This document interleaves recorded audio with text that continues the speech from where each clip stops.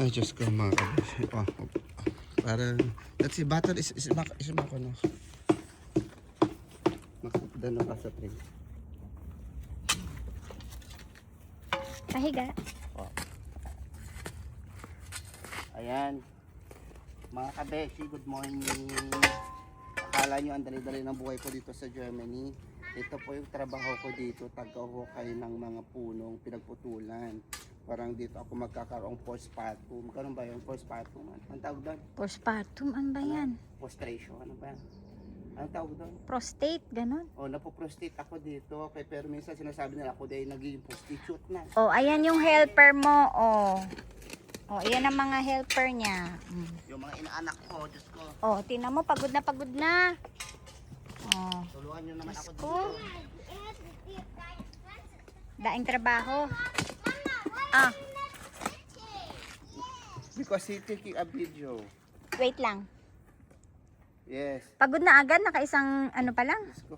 Isang hukay lang. Ang hirap pala pag buntis ka, no? Sumasa yung postpartum. Patingin nga ang pagkabuntis. Taas. Diyos ko, wag na. Ay, legit. Legit na buntis. Legit Legit. na buntis ba? Alam niyo guys, kaya ako buntis kasi nabuntis po ako ng palaka.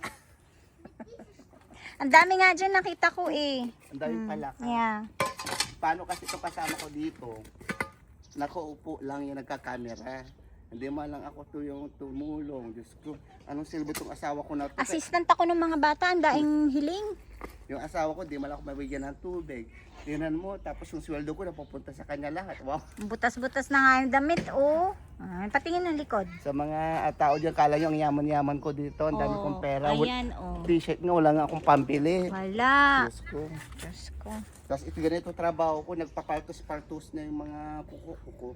Mga, napaltos ba ang kuko? Ingron. Yung, Ingron. yung ating daliri dito. Alam yung mga kabesh, hindi ako sanay sa ganitong trabaho. Ang sanay ko talaga magtrabaho sa opisina.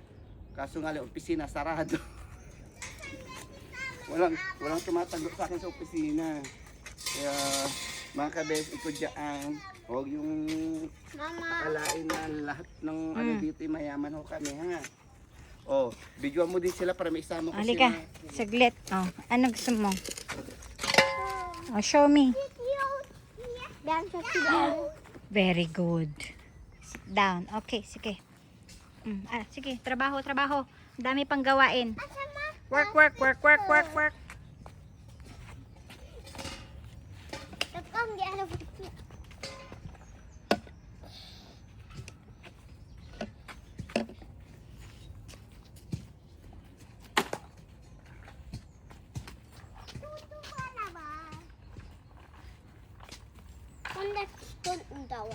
100 Stunden, 100 hours daw. May pambayad ka ba dito? 100 hours daw trabaho nila.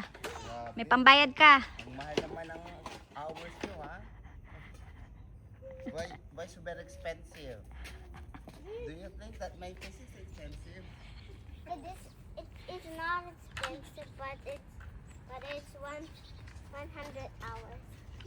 How much Ninong Glenn should pay you for working here in the backyard? How much? 433.